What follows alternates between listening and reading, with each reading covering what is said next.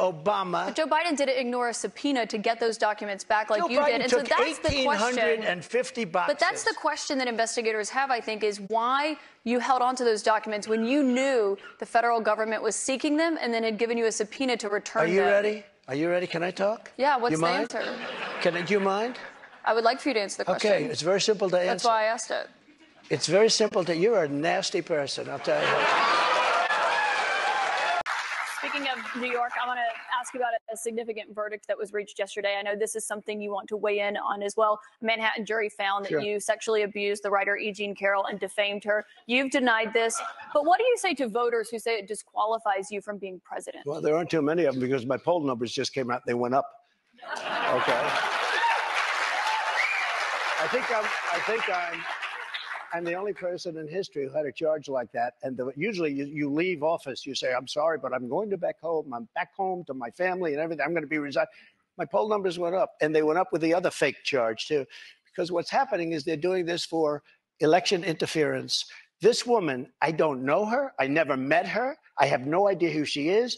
I had a picture taken years ago with her and her husband, nice guy, John Johnson. He was a newscaster, a very nice man. She called him an ape. Happens to be African-American. Called him an ape. The judge wouldn't allow us to put that in. Her dog or her cat was named Vagina. The judge wouldn't allow to put that in. All of these things. But with her, they can put in anything. Access Hollywood. This was a jury of 9 people who found you liable of sexual abuse. Do you think that will deter women from voting for you? No, I don't think so, because excuse me, let me just follow up. There. Can you say if you want Ukraine or Russia to win this war? I want everybody to stop dying. They're dying. Russians and Ukrainians. I want them to stop dying. And I'll have that done.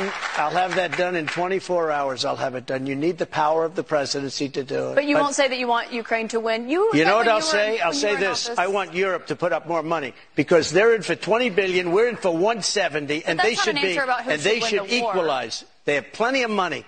They should equalize. I got with NATO, when I sat down, I got them to put up hundreds of billions of dollars that they weren't paying under Obama and Bush and all of these other presidents. That's why they're able to help them fight the war, because of the money I got.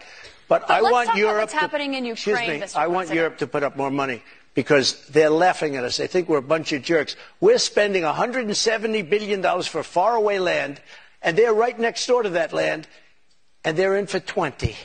I don't think so. When it comes to what's... And all those cities that are blown up and disintegrated right to the ground, that wouldn't have happened. Okay, now, here's the problem. We've given so far $171 billion. They've given, meaning European Union, which is approximately the same size altogether as our economy. They've given about 20. So we're at 170, let's say, and they're at 20.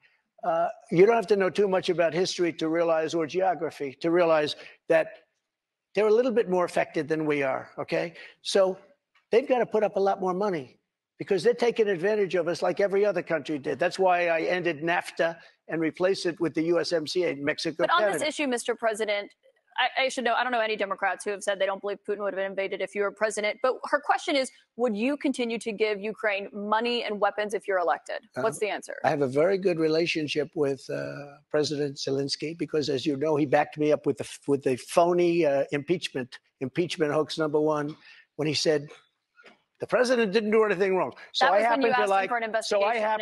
Yeah, that's right. And I was totally exonerated, by the way. Just a waste of time and money. You were impeached over that. You were impeached over that, but let's stay on topic here, Mr. President, because the question is, would you give Ukraine weapons and funding? I was impeached by a crazy woman named Nancy Pelosi. But the question here is, would you give Ukraine weapons and funding if you were elected? I would sit down. Let me just put it a nicer way. If I'm president, I will have that war settled in 1 day, 24 hours. How would you settle that war in 1 day? Because I'll meet with Putin, I'll meet with Zelensky. They both have weaknesses and they both have strengths. And within 24 hours, that war will be settled. It'll be over. It'll be absolutely over. Do you want Ukraine to win this war? I don't think in terms of winning and losing. I think in terms of getting it settled so we stop killing all these people and breaking down this country. Now,